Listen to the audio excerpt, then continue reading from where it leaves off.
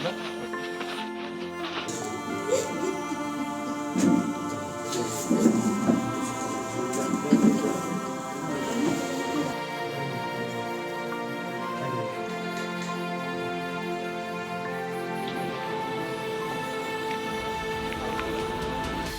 বৰকটকীৰ মৃত্যু অসমৰ জাতীয় জীৱনৰ কাৰণে এটা বৃহৎ ক্ষতি আৰু আমি সকলোৱে জানো জাতীয়তাবাদী চিন্তাৰে আৰম্ভণিৰ পৰা সদৌ অসম ছাত্ৰ সন্থাৰ পবিত্ৰ মঞ্চত বহু সময় তেওঁ সেৱা আগবঢ়াইছিল আৰু সহকাৰী সাধাৰণ সম্পাদকৰ দৰে গুৰু দায়িত্ব পালন কৰিছিল। মই যেতিয়া সাধাৰণ সম্পাদক আছিলোঁ মোৰ লগত একেলগে আমি সহযোদ্ধা আছিলোঁ। তাৰপাছত সদৌ অসম ছাত্ৰ সন্থা আৰু অসম জাতীয়তাবাদী যুৱ ছাত্ৰ পৰিষদে যৌথভাৱে দুয়োটা সংগঠনে জন্ম দিয়া অসম জাতীয় পৰিষদ এটা জাতীয় ৰাজনৈতিক শক্তি। এই শক্তিটোত অংশগ্ৰহণ কৰি তেখেতে যুটীয়া সম্পাদকৰ দৰে দায়িত্ব পালন কৰিলে। তাৰ উপৰিও এই বিশ্বনাথ চাৰিআলি বিধানসভা সমষ্টিটো এগৰাকী প্ৰাৰ্থী হিচাপে তেওঁ প্ৰতিদ্বন্দ্বিতা কৰিলে।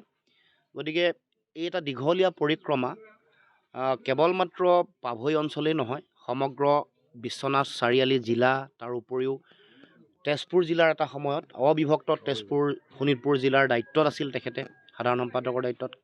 সেই সময়ৰ পৰাই মোৰ লগত যোগসূত্ৰ তেতিয়াৰ পৰা আমাৰ সম্পৰ্ক আছে আৰু এই গোটেই যাত্ৰাটোত মানুহৰ কাৰণে বিভিন্ন জাতি জনগোষ্ঠী ভাষা ভাষী ধৰ্মাৱলম্বী লোকৰ সমন্বয়ৰ কাৰণে আৰু ভাষা কৃষ্টি সংস্কৃতি ৰক্ষা আৰু এইবোৰক এক নতুন দৃষ্টিভংগীৰে আগবঢ়াই লৈ যাবৰ কাৰণে অফুৰন্ত প্ৰয়াস তেওঁ অব্যাহত ৰাখিছিল।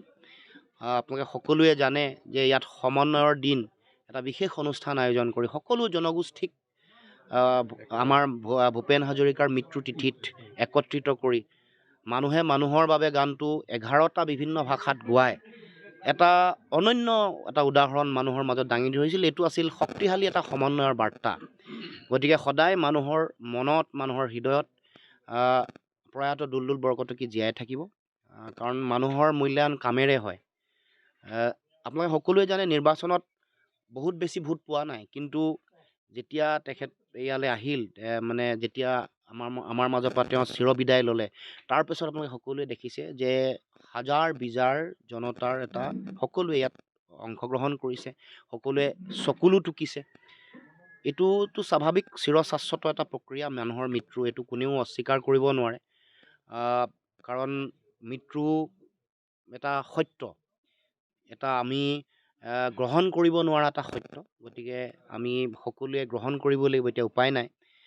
আমাৰ মাজৰ পৰা আঁতৰি গ'ল, কিন্তু ৰাইজৰ আশীৰ্বাদে ৰাইজৰ চকুলোৱে এইটো প্ৰমাণ কৰিলে যে দুলদুল বৰকটকী জনতাৰ হৃদয়ত আছে আৰু থাকিব, কাৰণ কৰ্মেৰে জীয়াই থাকিব। সেইকাৰণে আমি অসম জাতীয় পৰিষদে এটা সিদ্ধান্ত লৈছোঁ যে তেখেতৰ যিটো মৃত্যু তিথিত আমি তেখেতৰ স্মৃতি জীয়াই ৰাখিবৰ কাৰণে প্ৰয়াত দুলদুল বৰকটকীৰ কৰ্মৰাজি, তেওঁৰ চিন্তা, তেওঁৰ আদৰ্শ, মানুহক সমন্বয়েৰে উদ্বুদ্ধ কৰিব পৰা তেওঁৰ সকলো কথাক যাতে আমি মানুহৰ মাজত জীয়াই ৰাখিব পাৰোঁ, সেইকাৰণে আমি এটা তেখেতৰ নামত এটা বিশেষ অনুষ্ঠান বা কাৰ্যসূচী আমি প্ৰতি বছৰে আমি আয়োজন কৰিম। কেতিয়াবা ইয়াতে হ'ব, পাভৈত বা বিশ্বনাথ চাৰিআলিত হ'ব, কেতিয়াবা বেলেগ স্থানত হ'ব, আৰু মূল ইয়াৰ থিমটোৱে থাকিব মানুহৰ মাজত সমন্বয়, মানুহৰ মাজত ভাতৃত্ববোধ আৰু একতা। গতিকে এই বিশেষ অনুষ্ঠান অসম জাতীয় পৰিষদে প্ৰতি বছৰে মৃত্যুৰ দিনটোত পাতিবৰ কাৰণে আমি সিদ্ধান্ত গ্ৰহণ কৰিছোঁ। আৰু আমাৰ দলটোৰ কেন্দ্ৰীয় সমিতিত থকা এগৰাকী নেতা হিচাপে, যুটীয়া সম্পাদক হিচাপে তেওঁ প্ৰথম দলৰ প্ৰতিষ্ঠা কালৰ পিছত প্ৰথম আমাৰ মাজৰ পৰা তেওঁ ইহলীলা সম্বৰণ কৰিলে। এই ক্ষণত দুখৰ সময়ত মই তেখেতৰ মাতৃ তথা পৰিয়ালৰ সকলোলৈকে মই গভীৰ সমবেদনা জ্ঞাপন কৰিছোঁ।